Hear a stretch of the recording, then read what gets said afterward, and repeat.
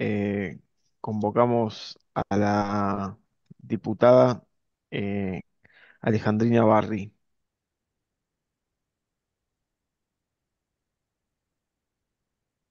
Buenas tardes, ¿se escucha bien? Sí, Perfecto. Bueno, sí, yo vengo a esta audiencia, participo de esta audiencia para rechazar de plano este nuevo tarifazo histórico, podríamos definirlo, porque va en contra de la utilización del subte por parte de los usuarios, haciendo que poder viajar se transforme en un lujo, lo contrario a lo que es su función, que es una función social.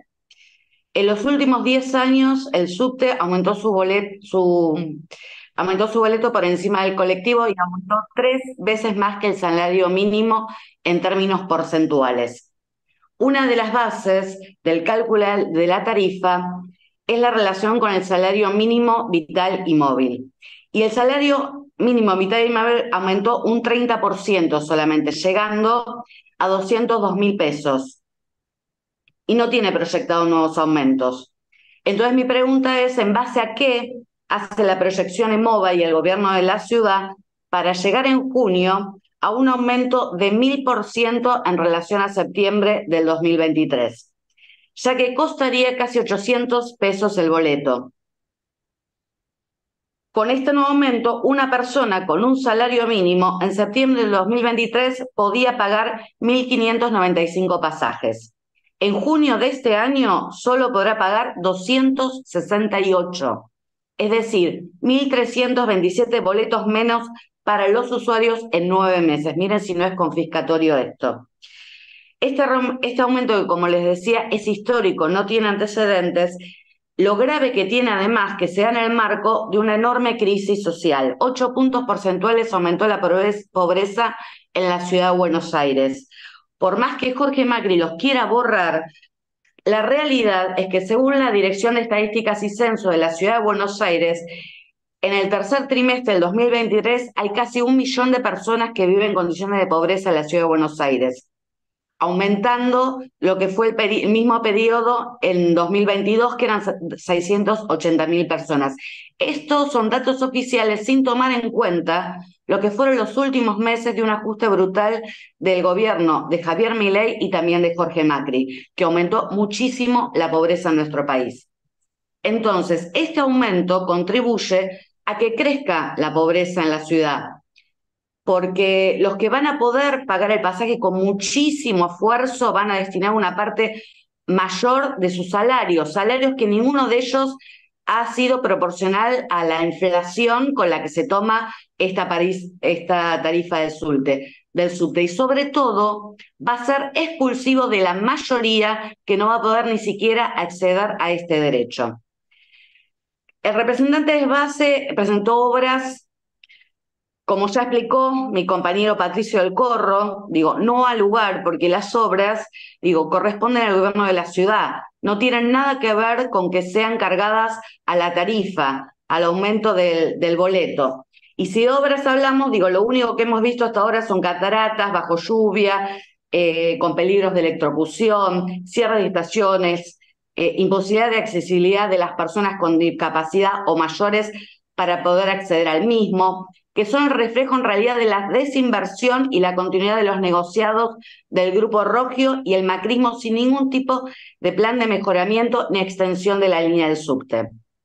Al revés, lo que tendríamos que estar discutiendo aquí son las multas por el pésimo servicio y el retiro de la concesión para que el subte sea estatizado y puesto bajo un funcionamiento de los trabajadores y los usuarios.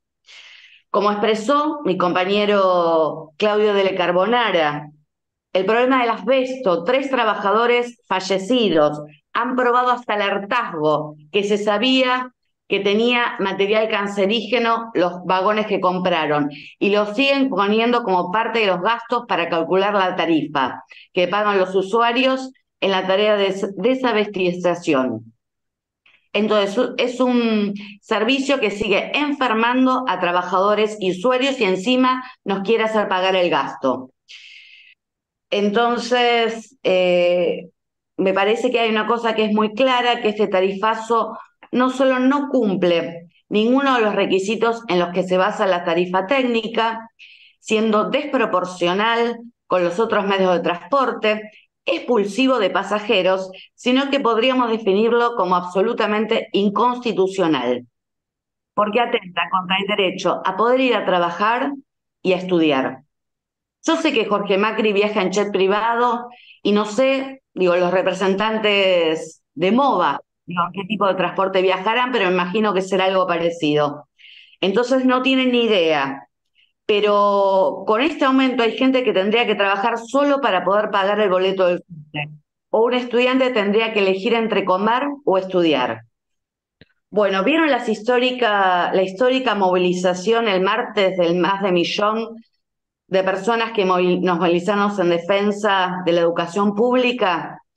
Ténganlo en cuenta, porque una de las principales preocupaciones de las y los estudiantes y los docentes es el costo del transporte. Y como se vio, hay una decisión y voluntad enorme de defenderla.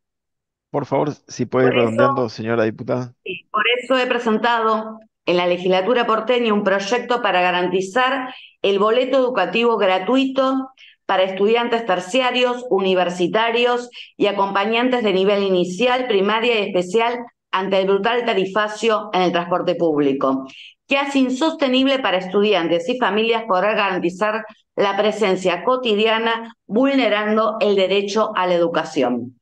No hay condición de gratuidad de la educación si para concurrir a la escuela o a la universidad los estudiantes, docentes o no docentes, deben pagar un boleto inaccesible, que es atado al lucro de las empresas privadas que han transformado lo que debería ser un servicio público en un negocio para sus intereses, a costa de las y los estudiantes y del conjunto del pueblo trabajador.